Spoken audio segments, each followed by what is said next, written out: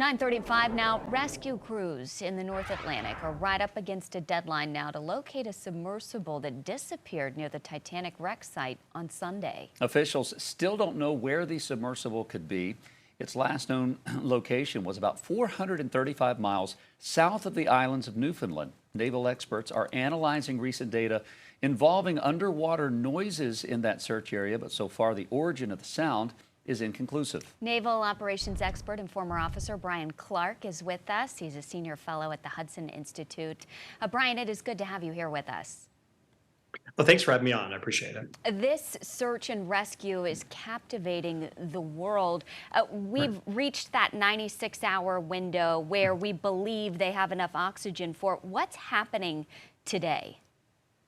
Well, they're continuing the rescue effort because the expectation is that the experts that are on this submersible probably have taken measures to try to extend their ability to live, within that environment. So you can take measures to reduce your use of oxygen, maximize your ability to clean carbon dioxide out of the atmosphere. So they might be able to stretch out that period beyond 96 hours. So the expectation is they might have done that. These are all experts at doing this kind of operation, and that might afford rescuers time to be able to locate them and then get a crane down there that's able to lift the vehicle back out of the water. Commander, just in the last hour and a half, the U.S. Coast Guard tweeted this morning that the Canadian vessel Horizon Arctic, that they have deployed an ROV, a remotely operated vehicle, named the Victor 6000, I believe, which has since reached the floor, some 20,000 feet below the surface of the ocean. Is this something that, if they find it, can it latch on to the submersible and pull it up? What are we expecting this unit to do? Right. So the ROV is down there to try to pinpoint the location of the submersible, because what they've got right now is just sounds they've been able to triangulate to a particular rough location. And so the question is, these sounds, are they coming from the submersible? Well, we have to verify that. So they send this ROV over it with an active sonar. So it maps out the seafloor in that area to figure out where the vehicle is, because there's a lot of debris down there as well from the Titanic. So you have to distinguish between the vehicle and the debris. So that's what the ROV is doing. The ROV doesn't really have the ability to latch on, pull it up. The ROV has an umbilical which connects it to the surface, but it doesn't have the lifting capacity to pick up the submersible. So the Navy has sent out a crane system that they use to be able to pull things out of the water at those kinds of depths. And the hope is if they can locate the submersible, we can get that equipment out there during today, be able to bring it out before the people on board run out of air.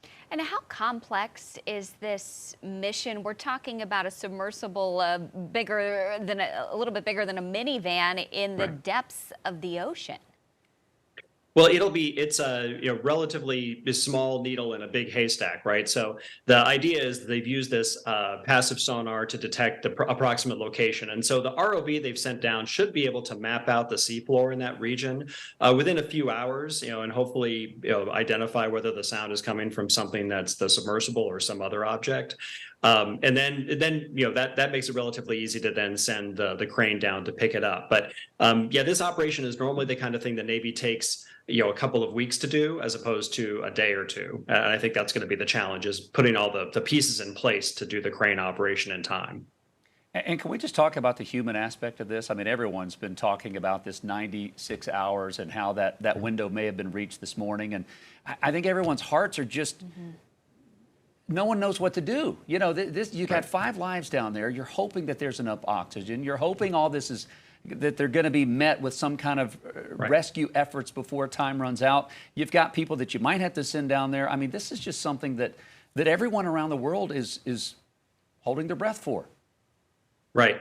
It's a tragic circumstance. To at least the people that are in there have generally been doing a lot of exploration in this manner. So some of them have actually done previous trips on this vehicle. Others have made similar trips. So you've got a crew that is relatively experienced in dealing with these kinds of dangerous situations. So the hope is they've been able to stay calm, do some MacGyvering to try to create some way to maximize their survival over a period longer than 96 hours. So that's the hope, is that you've got experienced people that can take action to extend their air supply and try to survive until they can be rescued.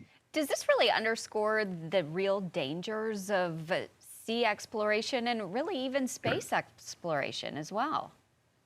It does. So there's been this expansion of tourism into space and in the undersea, as we can see here. So with SpaceX taking private customers to the International Space Station, with Blue Origin taking people up for a price.